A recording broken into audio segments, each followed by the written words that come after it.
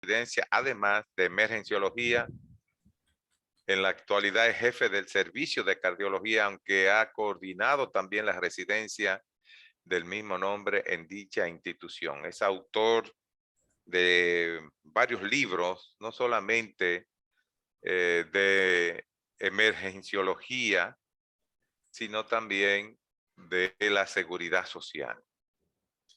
Se mantiene activo tanto en la práctica docente como en la práctica administrativa de la especialidad de cardiología en su hospital y ha colaborado permanentemente con los programas de residencias médicas en términos de lo que es la orientación y entrada de los nuevos postulantes. Es un crítico acervo de los atropellos que se cometen contra los exámenes y hoy nos tiene una conferencia muy importante sobre las debilidades de los instrumentos con que se evalúan a los residentes en el posgrado.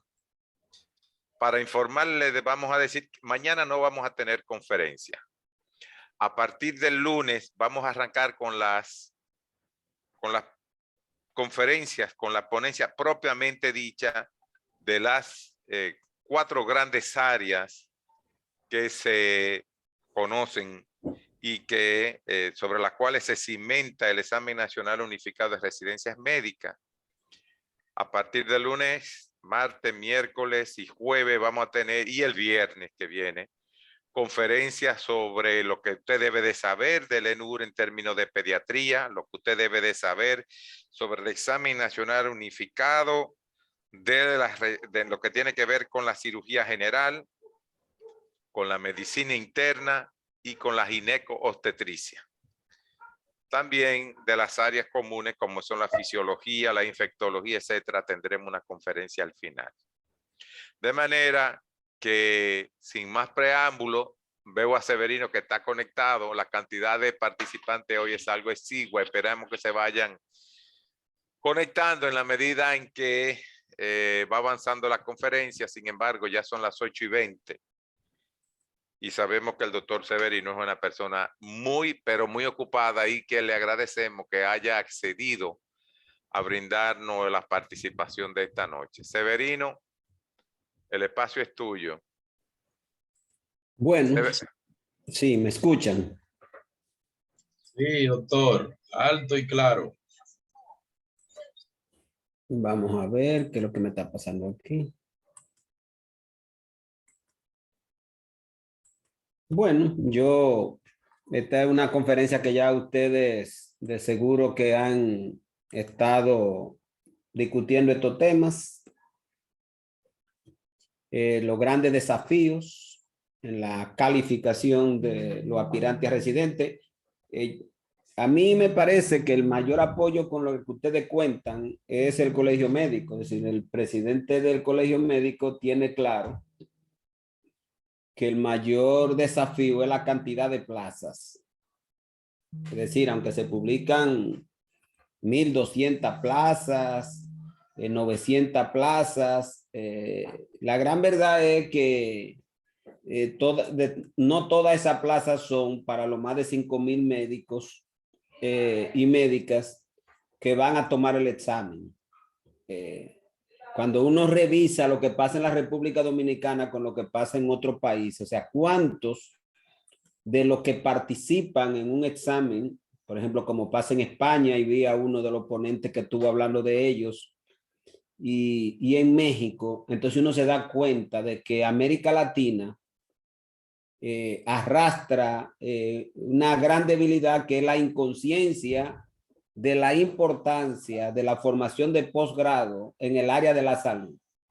Es decir, aquí se prefiere tener a un médico general trabajando en un centro de salud que uno formar a médicos especialistas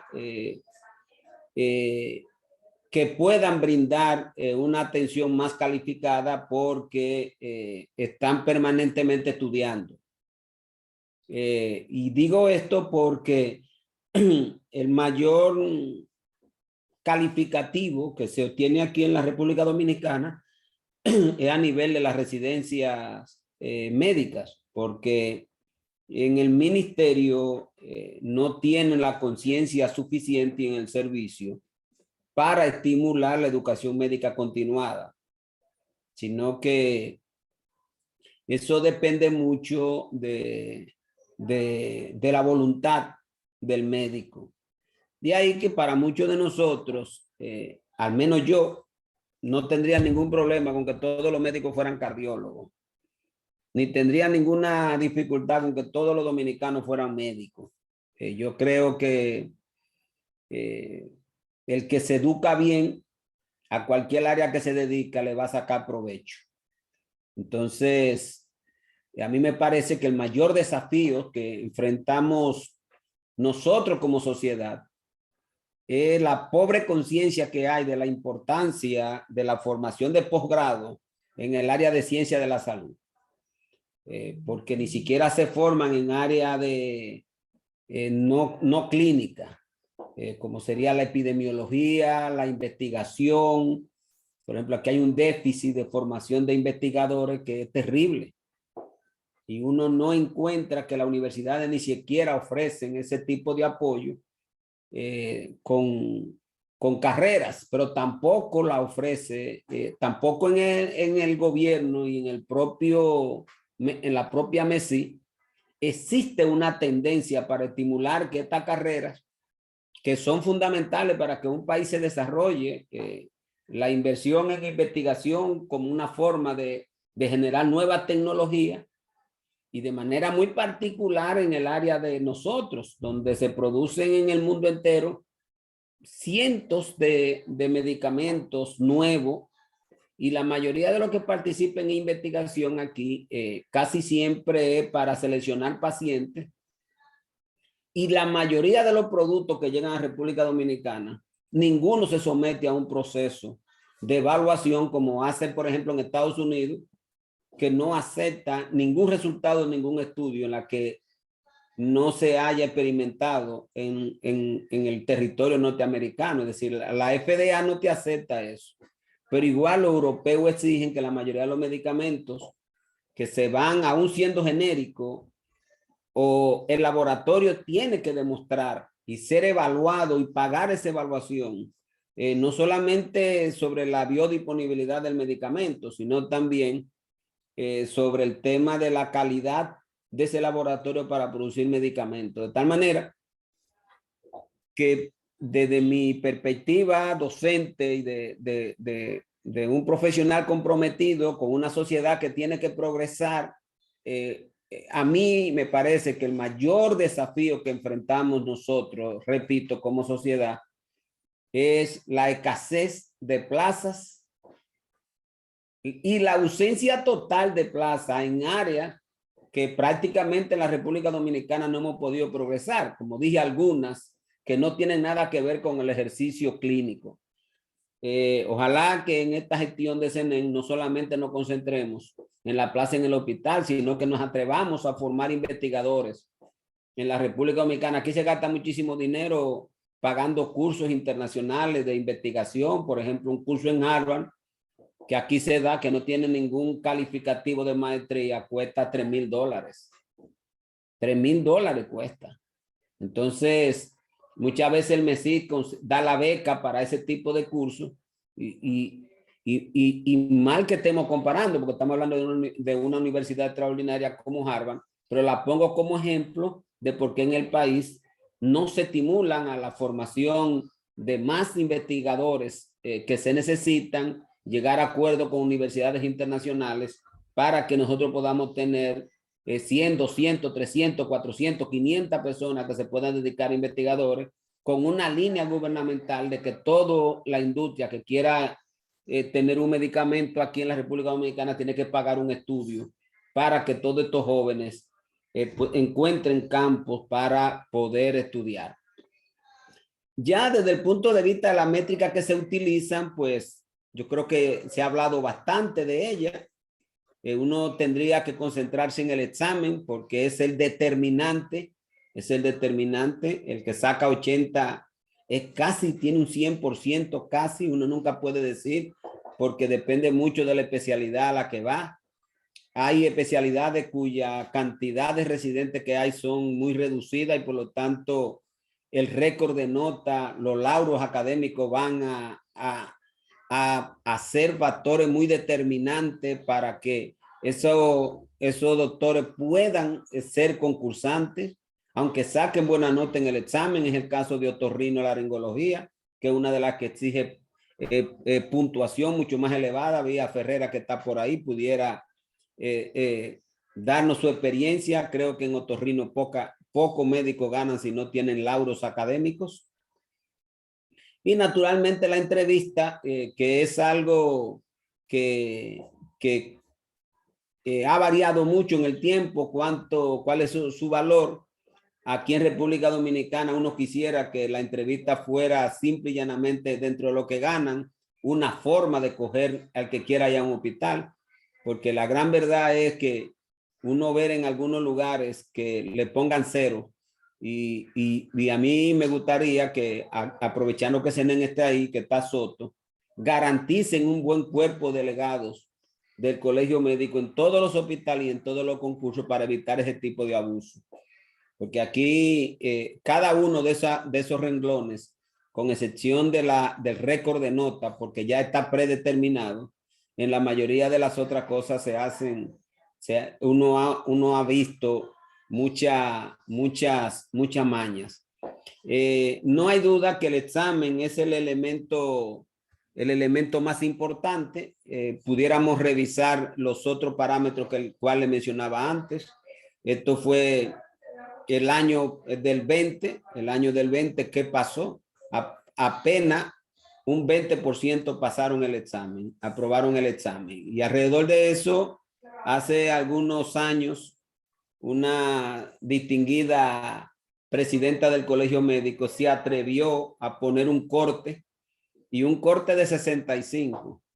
Hay aún el examen de los Estados Unidos, el corte más o menos 60.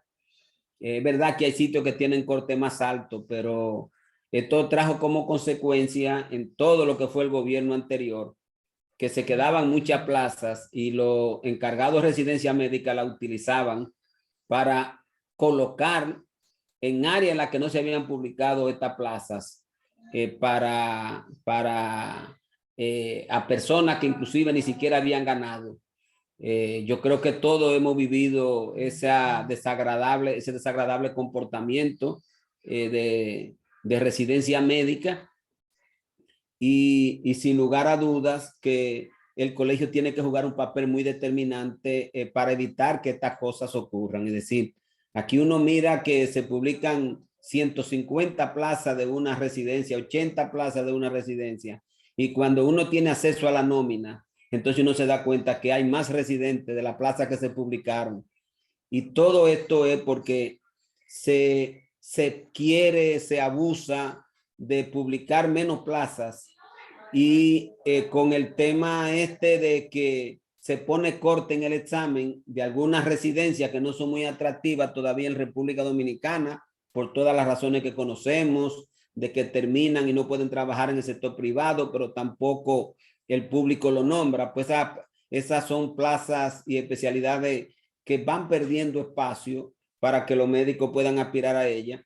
Y son utilizadas estas plazas no llenas para que residencia médica en otras ocasiones pues utilice estas plazas para fines de nombrar amigos y vinculados con funcionarios del gobierno, diputados, senadores, en fin. O sea, todo lo que es la corrupción que durante épocas ha estado envolviendo la selección de los residentes que van a entrar a un hospital, pero fundamentalmente motivado por este tema del corte. De tal manera que nosotros arrastramos desde el punto de vista de la cantidad de concursantes un elemento que Senen debe y Soto deben prestarle mucha atención, y es no aceptar.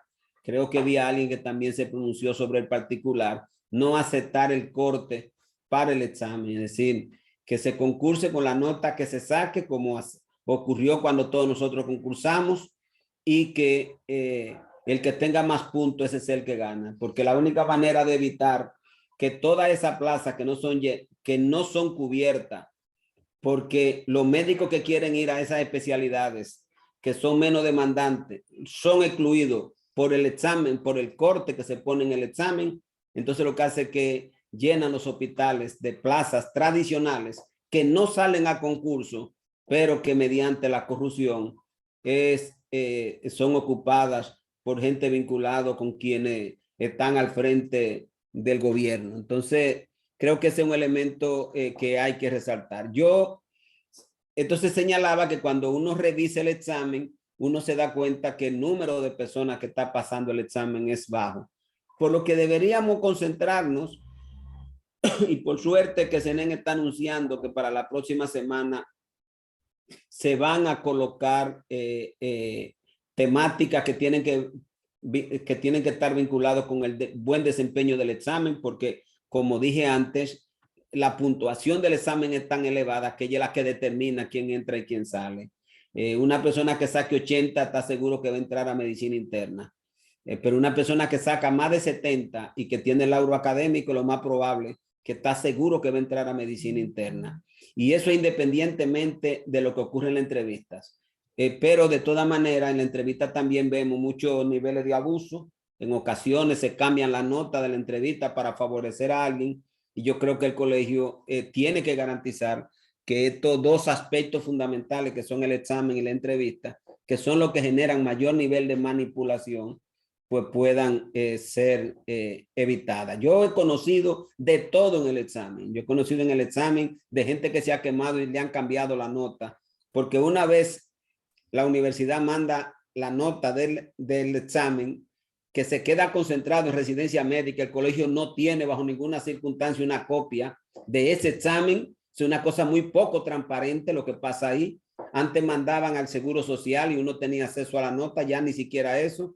Y creo que es un buen momento para que el colegio médico exija a las autoridades de salud de la UAS que le manden una copia al colegio médico para que también administre la puntuación exacta con la que la gente sale del examen, para evitar que se pueda en el trayecto modificar nota, porque es muy fácil una persona que saque 50 y cuando se va a conocer el expediente le ponen 70 y ya pasó, porque simplemente hay que poner en el expediente que el delegado del colegio médico va a conocer con los demás delegados de residencia médica para que se pueda alterar resultados que afectan el buen o la buena intención del examen como mecanismo de seleccionar a alguien que gane. Entonces, quiero insistir en el primer tema, que es el tema de cómo lograr que tengamos más plazas, pero más plazas de R1, más plazas de R1, CENEN, más plazas de R1.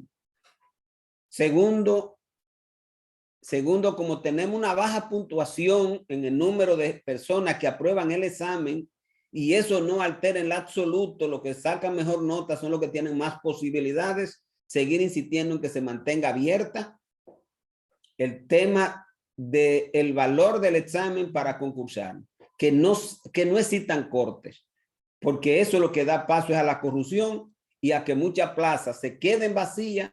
Y todos nosotros sabemos que la residencia médica, por mal que el médico entre, casi siempre termina mejorando de forma significativa su conocimiento. O sea que por mal que sea la residencia, por pobre que sea la educación médica, cualquier médico que entra a un programa de formación sale mejor preparado que cuando salió de la Universidad Autónoma de Santo Domingo. Entonces, ese es el primer elemento que quiero tratar.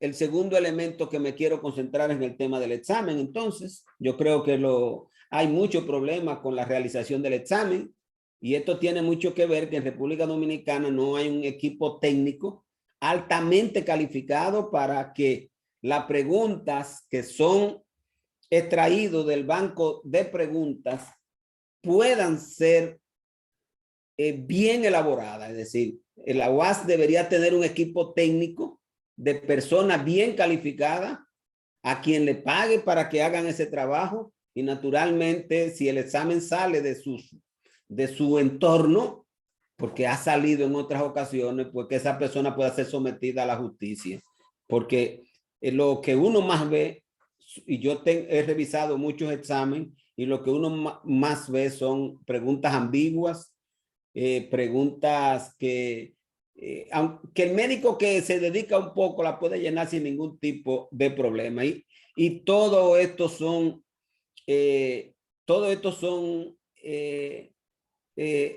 elementos de pregunta bien hecha que cualquier médico con formación de cómo se hace un examen puede conocer cuál es la respuesta correcta.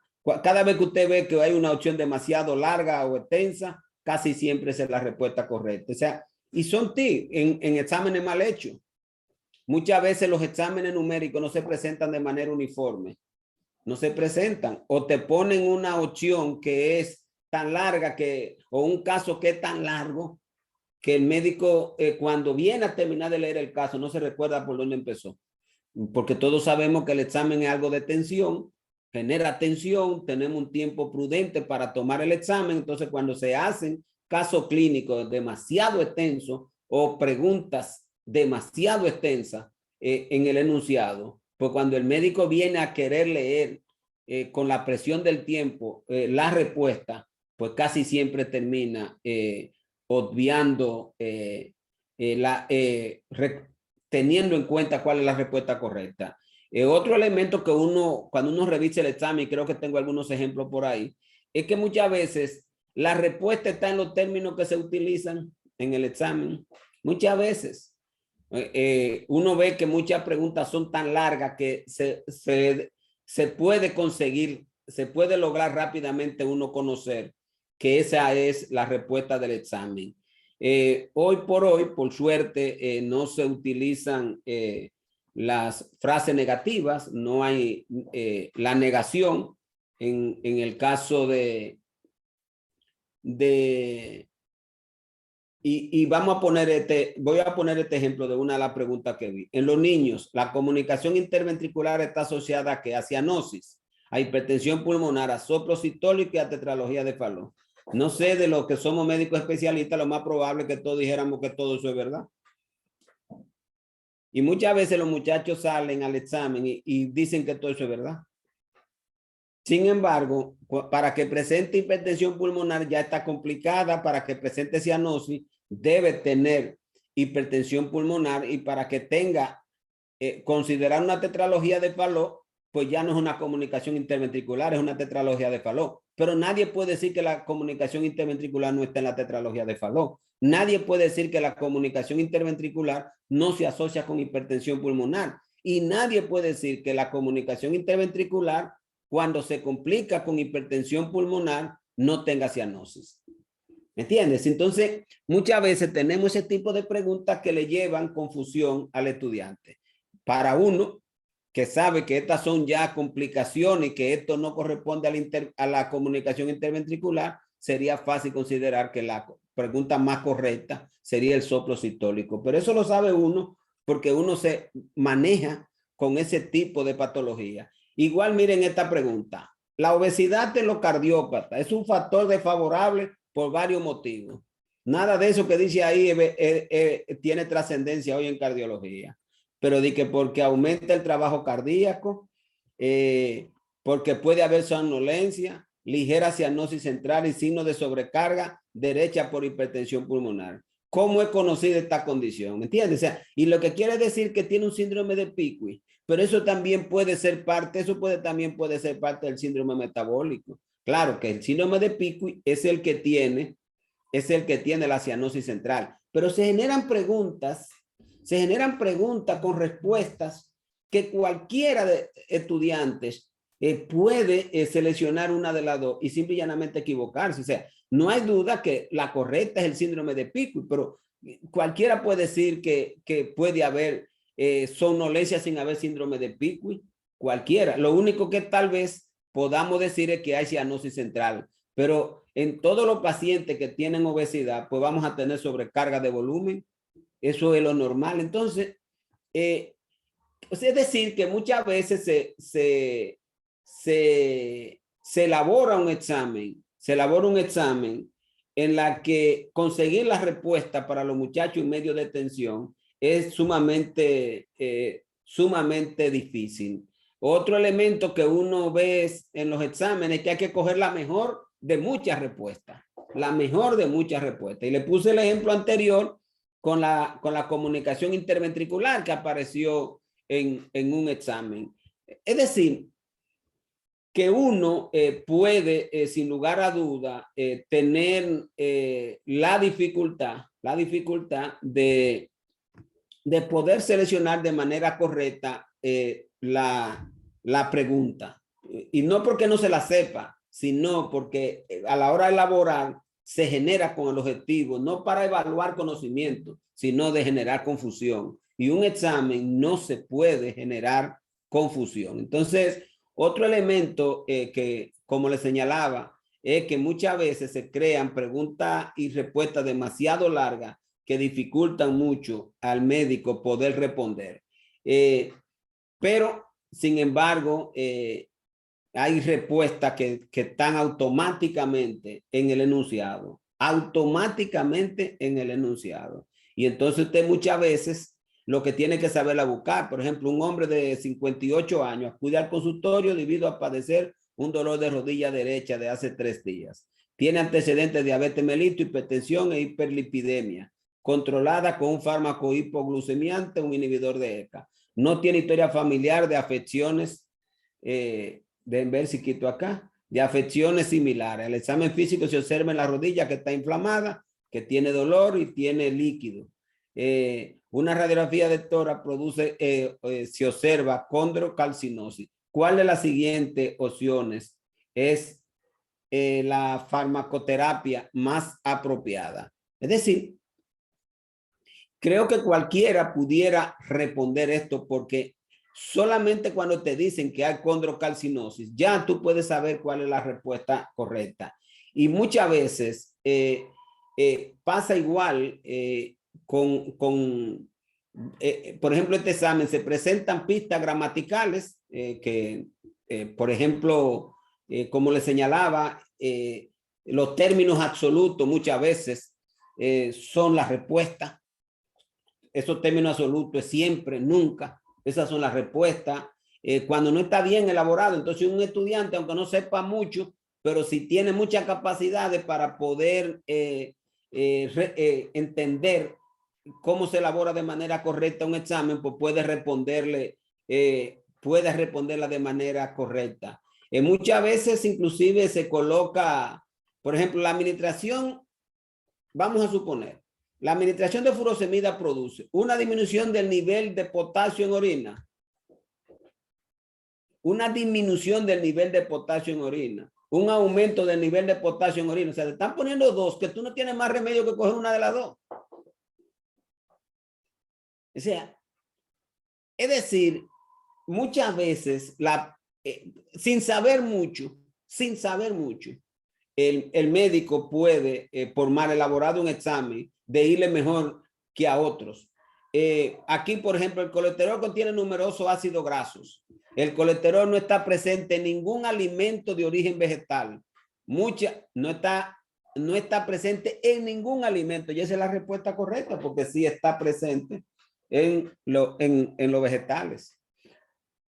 Es decir, que uno, la mala elaboración de los exámenes puede beneficiar o puede mejorar a otro que se sabe examinar y puede alterar a uno que no se sepa examinar sin necesidad de tener que saber uno más que el otro. Pero de todas maneras, esta es una pregunta que siempre me gusta porque está respondida. Es real, desrealización. Ya ese es suficiente para usted saber que es la... Es decir, se crean exámenes con términos que cualquiera que sepa examinarse puede responder de manera correcta el examen. De tal manera que yo en esta noche lo que quiero señalarle a ustedes, y vuelvo a la parte inicial. El examen es determinante, pero tiene muchas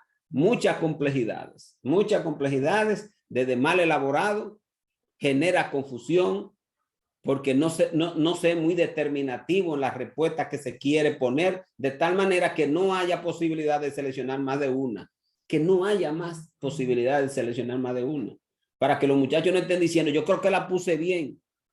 El otro elemento que quiero resaltar en el tema del examen, que para mí es una de las mayores dificultades, es si se produce un corte. Si se produce un corte con la escasa cantidad de médicos que está sacando más de 65, automáticamente se van a quedar muchas plazas, aunque el colegio médico quiere que tengamos más plazas de la cuenta.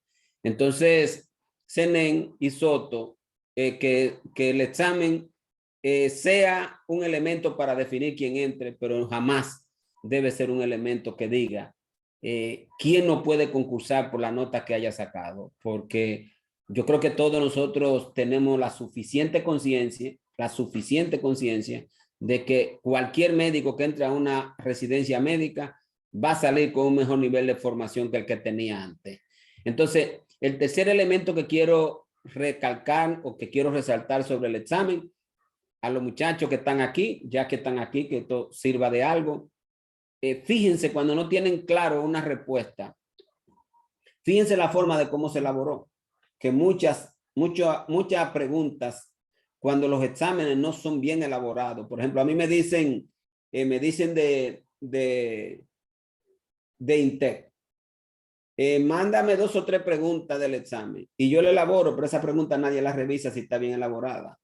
A menos que uno no tenga experiencia y conozca todos estos elementos que estamos discutiendo aquí sobre el examen, lo más probable es que uno ponga un examen con preguntas que puede generar confusión a la hora del estudiante responder. Entonces ustedes tienen que fijarse bien en la respuesta, porque muchas veces creen que están poniendo la respuesta correcta, pero hay elementos de confusión. Y otras veces creen que no se la saben, y en las preguntas está la respuesta, en el enunciado está la respuesta, solamente hay que buscarla, porque no siempre el examen se elabora de manera correcta. Y le estoy diciendo, respuestas muy largas tienen tendencia a que sean la respuesta correcta. Palabras absolutas nunca, siempre, con frecuencia constituyen la correcta. Fíjense siempre en qué es lo que siempre debe estar cuando tenemos muchas preguntas que son muy vagas. Lo que debemos seleccionar es la respuesta que siempre, en la condición en la que se está hablando, eso siempre debe estar. Porque cuando nos ponen muchas respuestas para generar confusión, usted tiene que irse a lo que nunca puede estar ausente. El resto puede que exista o puede que no, pero lo que siempre debe estar es un tic que usted siempre debe utilizar a la hora de seleccionar una respuesta o de coger una respuesta de selección múltiple. Entonces, y el otro elemento que quiero insistir es el tema de la entrevista. La entrevista, yo muchas veces no entiendo por qué a uno le ponen 5 y a uno le ponen 2, a uno le ponen 3 y a otro no. Yo insisto que esto tiene que haber un rediseño de cuál es el objetivo de la entrevista, porque no es factible que un estudiante que ya se examinó vuelva otra vez a tomar un examen que no es ni siquiera de actitud, no es si me gusta este hospital, usted ha venido otra vez. No, nada de eso. Es como si fuera otro examen oral que le están haciendo al estudiante. Y eso indiscutiblemente que residencia médica tiene que resolverlo. Tiene que ser una prueba de actitud, una prueba de compromiso, una prueba de ver cuál es el comportamiento de ese médico con el hospital. Yo, por ejemplo, en el concurso de cardiología, que no es a este nivel que están la gente, yo lo que hago es que le pongo a todo el mundo la nota, la misma puntuación, para que nadie se crea que yo tengo interés en que uno me entre por encima de otro y que como dicen en el campo mío, que se emburujen con el examen y que eso sea lo que determine. Lamentablemente mucha puntuación que ojalá CENEN antes de irnos pueda meter algunos elementos como eran, aunque se armó mucha corrupción, pero yo no creo que un elemento bueno se puede eliminar porque haya corrupción, porque si no el país tuviéramos que cerrarlo, como eran los puntos de investigación, es decir, los trabajos que se publicaron, que lo que debimos fue mejorar esos trabajos, pero premiar el deseo de la gente de investigar. Ahora lo que tenemos es simplemente que no se investiga absolutamente nada.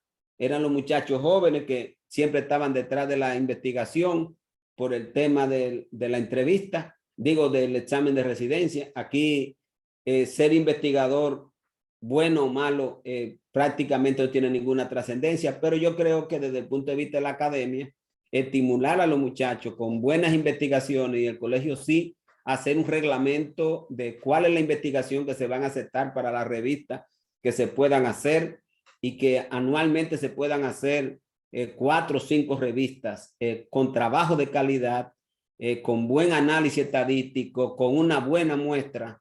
Yo creo que se puede colocar estos elementos como premio para ir fortaleciendo el tema de la evaluación, porque todos ustedes saben que el buen rendimiento está íntimamente vinculado, y me voy a quitar de aquí, el buen rendimiento está íntimamente vinculado con nuestras capacidades económicas. Yo creo que aunque hay sus excepciones, pero todo el mundo lo sabe. No es lo mismo ser pobre, que tiene que trabajar, que no puede comprar un libro, ahora que la clase virtual, que ni siquiera tiene internet para poderse conectar. No es lo mismo que cuando usted es hijo de una persona de clase media. Es decir, las oportunidades no son las mismas. Entonces, ¿qué manera nosotros logramos que esas personas que son de menos recursos económicos pueden hacer otras cosas con las cuales ellos puedan rendir el acceso a un programa de residencia médica? Yo, como saben, soy muy partidario de que la investigación debe ser un elemento integrado a la formación de los médicos. Y la única manera de lograrlo es cuando tenemos una razón que motive a los médicos, porque haciendo esta investigación van a recibir algún tipo de recompensa. Aquí no se recompensa económicamente a nadie. Uno trabaja en un hospital y investiga o no investiga, todo el mundo gana igual. Y la única motivación que había aquí en la República Dominicana, pues eran los concursos médicos que se han desaparecido para los médicos ayudantes, y el concurso de residencia, que también movilizaba a una gran cantidad de médicos para que hicieran algún tipo de investigación. De tal manera que, ya que me dijeron que era hasta las 9, nos quedan 6 minutos. Creo, para resumir, que los elementos básicos que debemos enfrentar es el número de plazas, que el examen no es un corte para que no se queden y luego esas plazas sean asumidas para repartirse entre allegados a quienes gobiernan, y por lo tanto todo el mundo tendrá derecho a concursar sin importar la nota que saque, y el que mejor nota saque es el que va a entrar. Tercer elemento, que el colegio pues garantice que todos los hospitales donde se va a entrevistar haya un buen delegado del colegio médico que se prepare, que defienda a los médicos, que defienda la equidad, que defienda la igualdad, que se cree un reglamento de cuál es el objetivo de las entrevistas para que no se maltrate a los médicos haciéndole preguntas que son injustificables, y que esa entrevista se oriente fundamentalmente hacia la actitud frente al hospital, si ha ido, si no ha ido. O sea, que haya algún mecanismo de que una persona que quiere entrar a un hospital pues tenga deseo, aunque sea de pasar por ahí. No lo que está pasando aquí en la República Dominicana. Y que no se permita que a nadie se le ponga un 0, porque aquí lo hacen. Aquí se le pone un 0 y a otros le ponen el 5, y si con el 0 todavía le gana el que sacó 5, pues fácilmente le ponen -1, aún después que lo han evaluado. El otro elemento es que el Colegio Médico exige a la Universidad Autónoma de Santo Domingo, en el Consejo de Residencia Médica, que le entreguen un dossier de los resultados finales del examen, por si acaso alguien se quejara de que se usurpó una nota para que alguien que no sacó una nota le sea publicada, que el Colegio Médico pueda verificar, inclusive que pueda hacer auditoría de todo el que va a entrar a un hospital para garantizar la pulcritud en el concurso, porque yo tengo evidencias de que se cambian las notas. Cuando las notas llegan al Ministerio de Salud Pública, ahí se le cambia. El que se quema, se le pone una nota. Y hay gente que se ha quemado y ha entrado a residencia médica. Y la única manera que ocurre es cambiándole la nota, porque se supone que la universidad no puede aceptar a nadie que se haya quemado en el examen en tiempos anteriores cuando nosotros le dimos seguimiento a todos estos elementos. Y finalmente, a los jóvenes que se concentren bien en el examen, que sepan que el examen tiene muchos problemas de elaboración, porque no hay una comisión técnica de gente que elabore correctamente la pregunta que mandamos los profesores. Y naturalmente cada profesor elabora la pregunta en función de lo que conoce de cómo se elabora una pregunta. Ojalá CENEM pueda intervenir con la Universidad Autónoma de Santo Domingo y con Residencia Médica para que una comisión, las 100 preguntas que se van a colocar, revise real y efectivamente que esa pregunta están bien elaborada, que no hay confusión, que si hay confusión se hable con el que la elaboró, para que solamente exista una respuesta con el menor nivel de confusión, porque un examen de aceleramiento, lo más probable cuando se colocan elementos de confusión, pues que cualquiera se confunde hasta nosotros mismos. Y naturalmente, finalmente a ustedes, jóvenes, aprendan a examinarse. Aprendan a examinarse. Pregunta mal elaborada, hay muchos tics. Léanse los tics, que cuando las preguntas son más elaboradas, una gente que se sabe examinar tiene ciertas posibilidades para que tenga buen rendimiento. Así es que le dejo 2 minutos para que, de acuerdo a lo que me había dicho Senen, que era hasta las 9, pues ustedes pregunten, opinen o qué sé yo. O me excelente, excelente, Fulgencio. Yo te quiero hacer un comentario, aprovechando este gran escenario y esta gran conferencia que tú has dado. El año pasado, una persona allegada a mí cogió su examen y cuando hizo su evaluación tenía 70 puntos.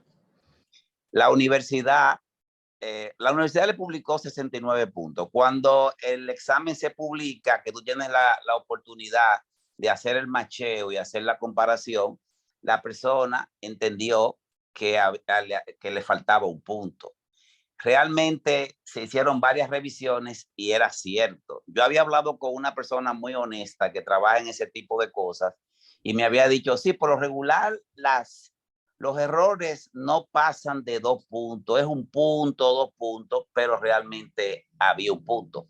Se trató de contactar diferentes funcionarios de la universidad para que se le diera la oportunidad por una manera democrática a esa persona de que ella demostrara de manera fehaciente y honesta que ese punto le correspondía y no hubo manera. No hubo manera. ¿Qué significa 1 punto? Para que esos muchachos lo sepan, que tú lo sabes. 1 punto que tú te ganes y te lo quiten puede significar hasta 14 plazas hacia abajo. No sé si tú estás de acuerdo conmigo. Sí. Además que es un abuso, porque muchas veces no es ni siquiera si tú te quemas o pases. Es que si tú demuestras que el examen, porque ¿dónde está el problema? Que yo he visto en los exámenes, yo he revisado mucho. Claro, yo nada más reviso la parte de cardiología, porque yo no, o de medicina interna, que es de lo que sé un poco. Que tú te das cuenta que el profesor la corrige mal. Y, óyeme, Soto, y yo que tengo años dando clases desde el 97, algunas veces corrijo mal la pregunta o la elaboro mal. Lo único que yo cuando me entero, se la pongo buena a los estudiantes, porque se entiende que el profesor no está para hacer maldad. El profesor no puede estar para hacer maldad. El profesor está para, si se equivoca, actuar en beneficio del estudiante. O sea, yo cuando hago una pregunta que es equivocada y yo me doy cuenta, porque uno se da cuenta que la hizo mal, que la respuesta no está ahí. ¿Me entiendes? ¿Qué es lo que uno debe hacer? Ponerla como buena o anularla. Eso es lo que uno debe hacer cuando uno es decente. Aquí, lamentablemente, el patriarcado que tenemos hace que un profesor sabe que está equivocado y un alumno le protesta y simple y llanamente lo que dice es que no, que así, y que así, que así, que así. Y entonces eso pasa muy frecuentemente en la universidad y pasa en el diario vivir. Yo creo que todo el que ha dado clase aquí o ha recibido clases se da cuenta de que eso ocurre, pero yo creo que Residencia Médica tiene que tener bien en cuenta y el colegio médico y tú, Soto, que está ahí, debe tener bien en cuenta, llegar a un pacto con la universidad. Que sin entrar en el extremismo de 5,000 estudiantes revisando, porque son muchos, sin entrar en un extremismo, que se le permita a los estudiantes revisar su examen, porque eso es de ley.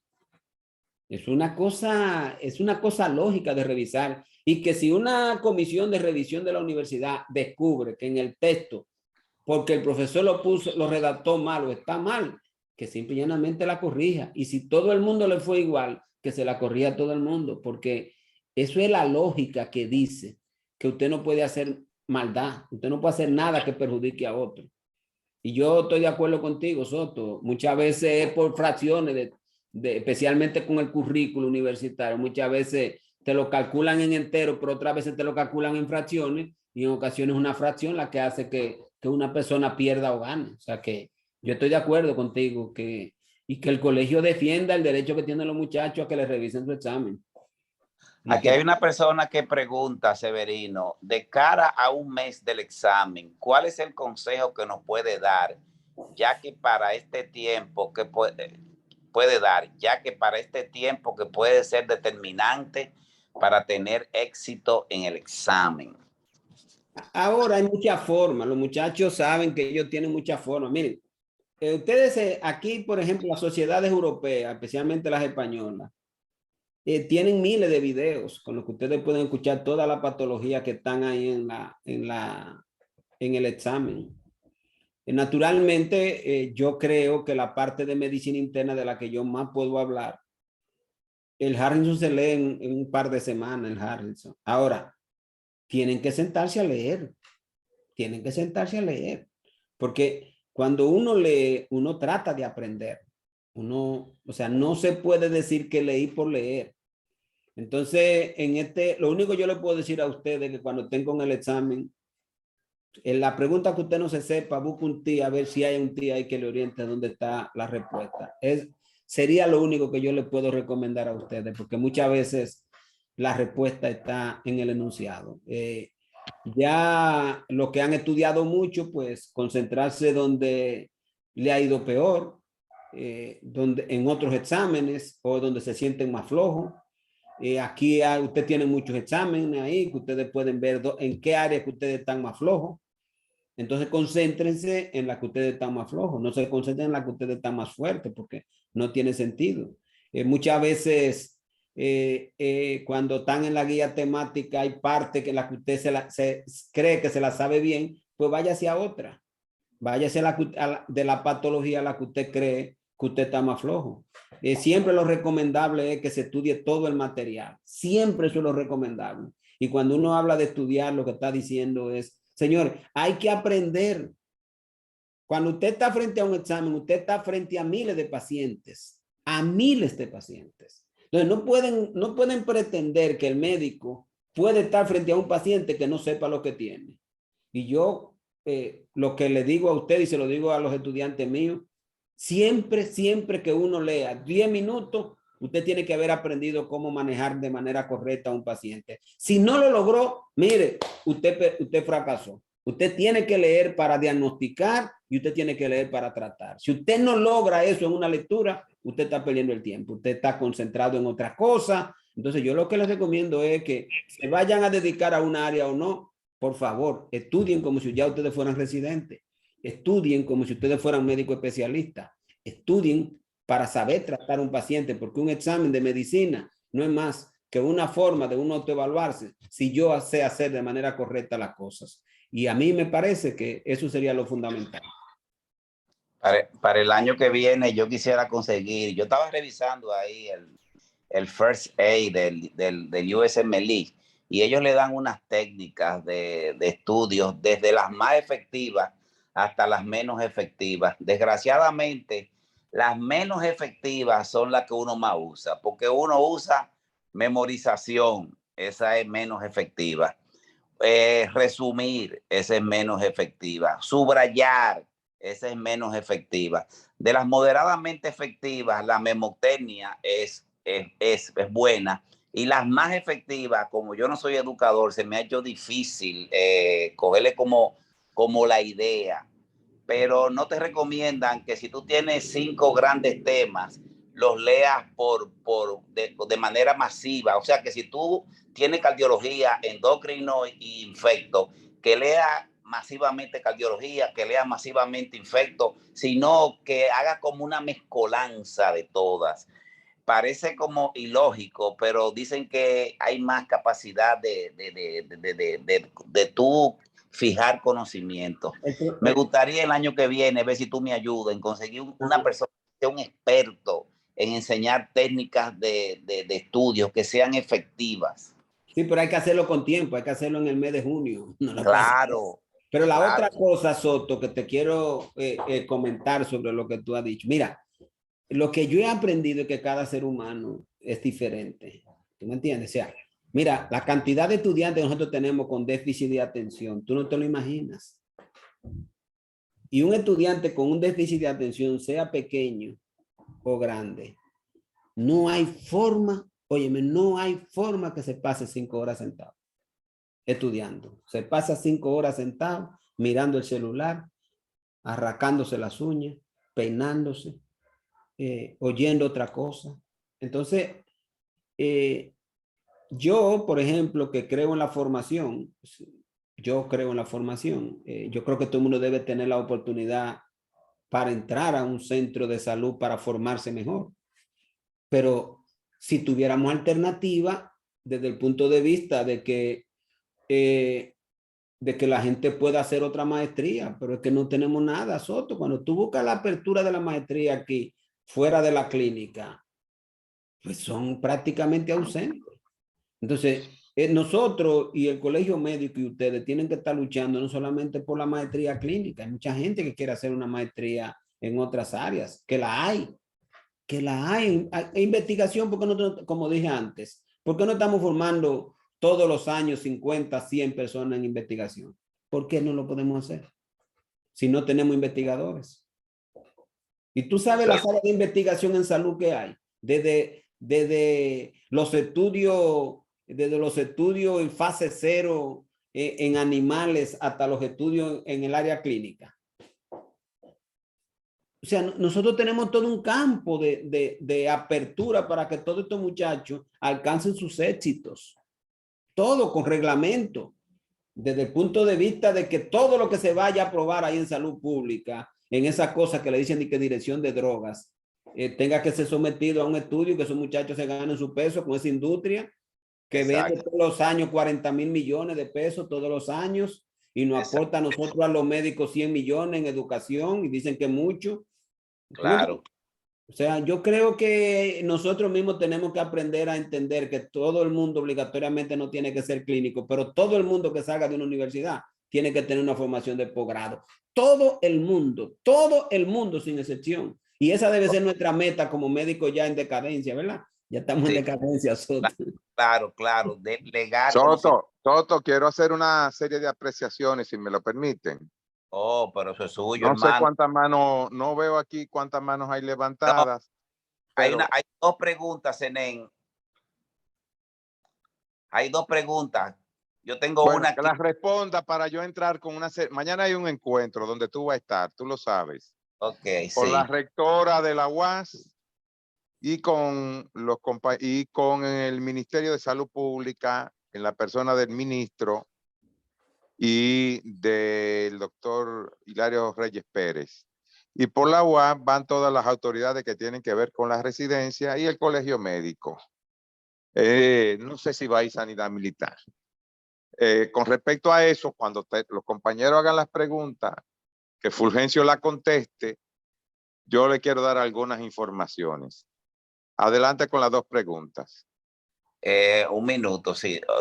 Aquí hay una que dice, doctor, ¿qué usted piensa? Bueno, no, algo rápido. Hay varias personas que dicen que la mejor manera de estudiar es hacer mapas conceptuales y leer. Hay otros que dicen que hacer los famosos simulacros, que es que tú estás cogiendo un examen y tú ves dónde tú estás bien, dónde estás mal y ahí tú refuerzas. Pero hay esta pregunta que dice, doctor, ¿qué usted piensa sobre la elaboración de 3 a 5 exámenes diferentes cuando se trata de un concurso? que podría afectar la equidad en los concursantes? Siempre y cuando el examen se reparta de manera equitativa, no hay problema con eso, cuando son más de un examen. Eso no sería problema. Lo fundamental del examen es que esté bien elaborado.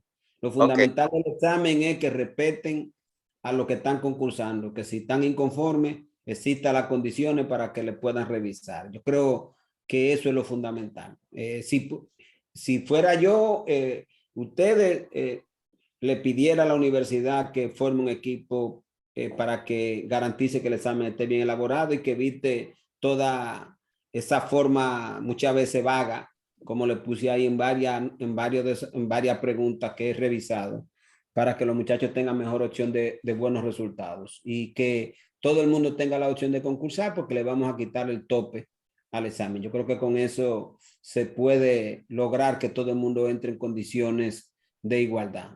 Hay una pregunta que dice, esa pregunta la contestó Mauro y dice que no es cierto eso. Yo entiendo, los lauros académicos son un tema, porque hay universidades que realmente son más laxas para los lauros, pero dice, disculpe la pregunta, pero me gustaría saber por qué la puntuación de lauros académicos en cuanto a summa cum laude tiene puntuación de 5 puntos solo a estudiantes de la UAS y 4 puntos a otras universidades. No es equitativo. Ahora, summa cum laude debe ser 1 de 1000. No, yo no, si usted tiene título de summa cum laude, lo que pasa es que muchas veces el que está conociendo el concurso comete errores porque hay que hacer la transferencia a puntuaciones, pero summa cum laude, magna cum laude y cum laude en toda la universidad es lo mismo.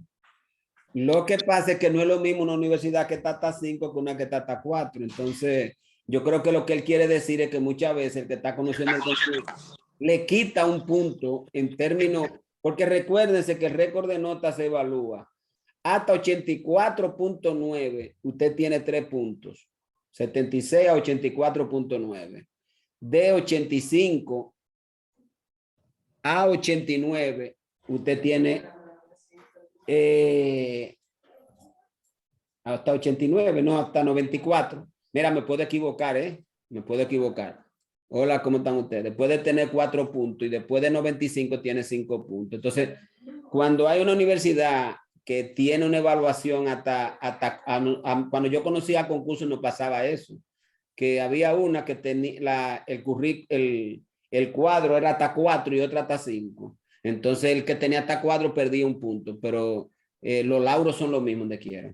Lo que puede cambiar es que le quiten un punto en la evaluación. CENEN puede resolver eso, porque el que tiene magna cum laude en toda parte, el que tiene summa cum laude en toda parte. Entonces, eso es lo que hay que es hacer una regla de 3 para equilibrar la universidad. Eso lo pueden resolver ustedes, Soto. Y eso es que eso es una simple regla de 3 y ya. Ajá. Lo que es igual no es ventaja. Ajá, por eso, pero ustedes lo pueden arreglar para que cuando están conociendo el concurso ellos sepan que no le están quitando puntos a esas universidades que tienen hasta 4. Aquí hay una pregunta que yo creo, esa pregunta me la hicieron, pero dice, buenas noches, las conferencias del año 2021 tienen un valor en índice académico. Quiero por favor saber si es cierto y cuáles son los pasos a seguir. Eso gracias. Me toca responderlo a mí, eso me toca responderlo a mí ahorita. Cristo. Eso me toca responderlo a mí, Soto, lo diré en mi turno. Respóndalo, es suya la moderación, hermano. CENEN, todo te toca a ti. CENEN, recuérdense que yo hice la solicitud, te llevaron los documentos para aprovecharte aquí de los dos programas nuevos que vamos a abrir en el hospital. A mí no me lo han traído, pero tú me dijiste que ya lo tenían en residencias médicas. Yo te lo mandé, voy a ver, yo te lo mandé allá al colegio. Nada, yo le voy a preguntar a la secretaria y voy a aprovechar el encuentro de mañana para entregárselo personal. Ellos lo tienen. Yo hablé con Reyes Pérez hoy, yo estaba el pues tema yo me encargaré de recordárselo. Del Congreso, y entonces ellos, él lo tiene, lo que es una plaza de electrofisiología y una de hemodinámica, nada más, por año. Excelente, excelente, Severino. No me deja fuera, Severino, de ese magno evento que usted estaba organizando. Está bien, usted sabe que nunca lo voy a dejar fuera. Gracias. Bien. Bueno, compañero, hay varias informaciones que tenemos que dar. Lo primero es, vamos a comenzar por lo último.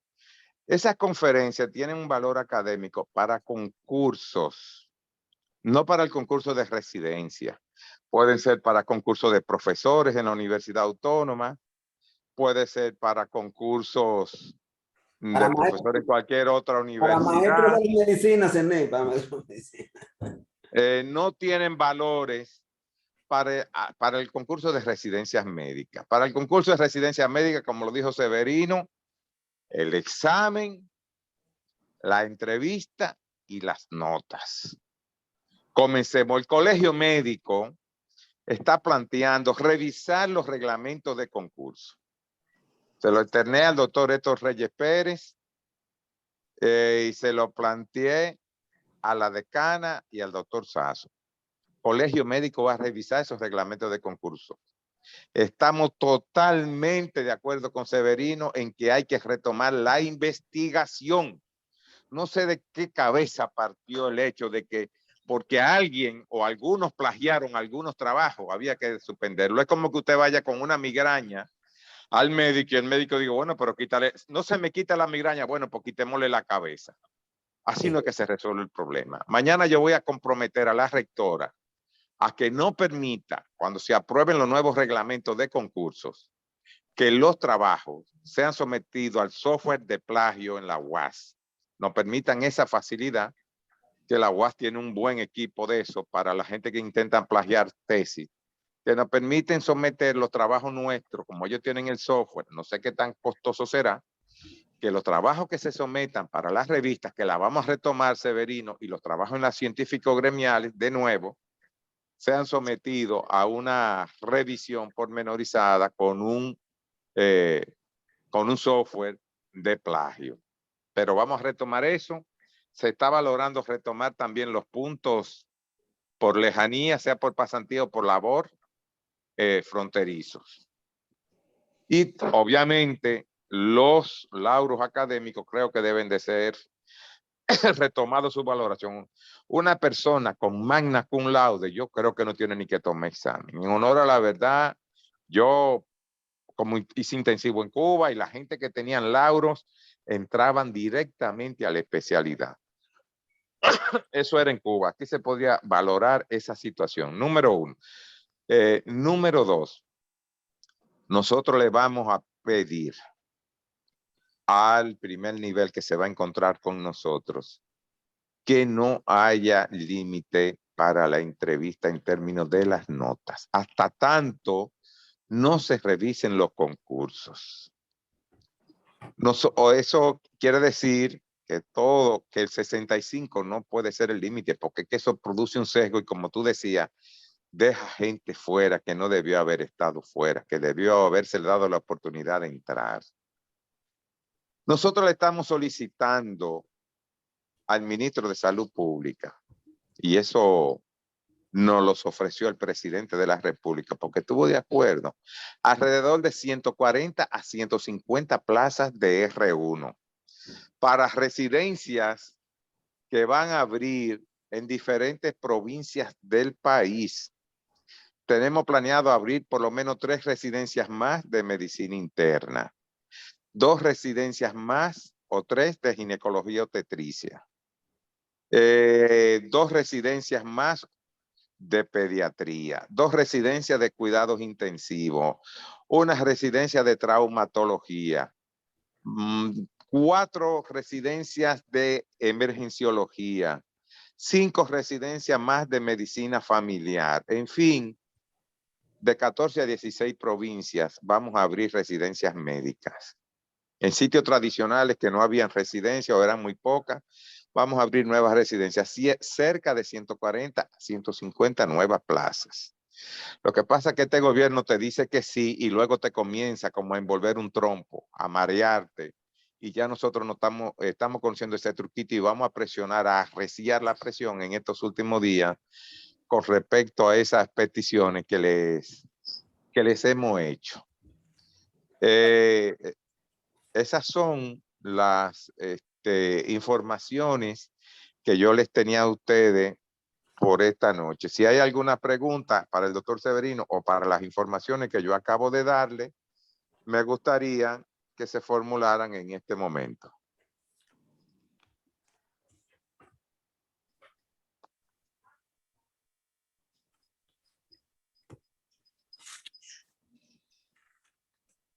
Alguien preguntaba que cuáles son los criterios para abrir nuevas residencias médicas.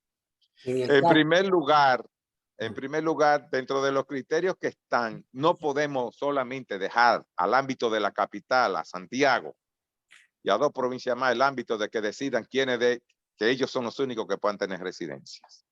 Aquí hay ciudades que ya son mega ciudades, con un desarrollo enorme y potencial de la medicina. Tenemos San Francisco de Macorís, en donde solamente hay 2 residencias.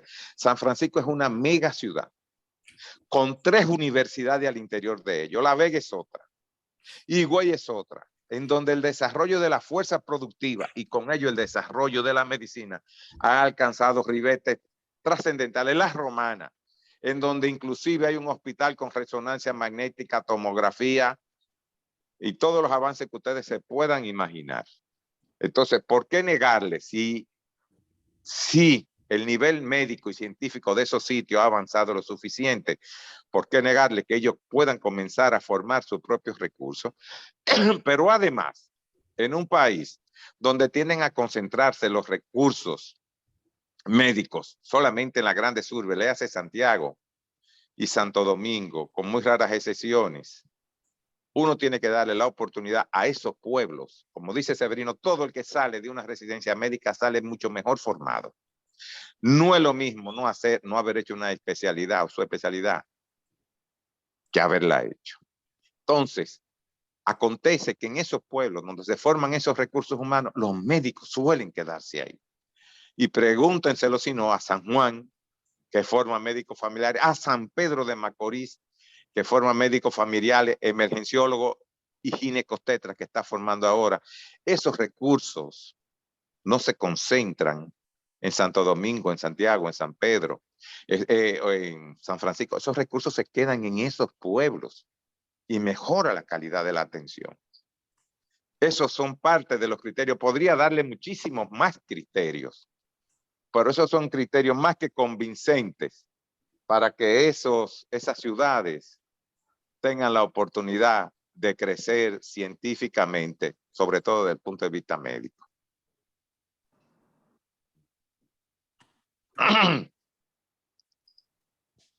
Ahí, si hay más preguntas. Yo creo que ya, Zenén, puedes terminar. Porque, sí, yo creo que sí. Compañero, entonces, mañana no va a haber conferencia. A partir del lunes arrancamos con la conferencia propiamente. Quería decirle algo. Vamos a debatir, porque miren, al día de hoy se han inscrito no más de 3,000 y tantas personas.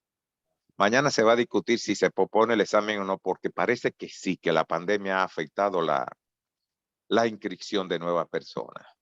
Y se va a discutir si es el 6 de marzo o la tendremos que posponer, porque al día de hoy no existe el volumen de inscritos que existía el otro año para esta época. Bueno, con esta palabra cierro la participación de hoy magistral de Fulgencio Severino, como siempre. Y los esperamos a partir del lunes. Ya mañana le estaremos informando quién va a ser la conferencista o el conferencista y de qué especialidad se va a hablar. Así que manténganse a las expectativas y conectados con este ciclo de conferencias que el Colegio Médico Dominicano ha preparado para todos ustedes de cara al ENUR 2022. Pasen buenas noches y será hasta el lunes. Gracias, Zenén. Por favor, divulgar esta actividad científica.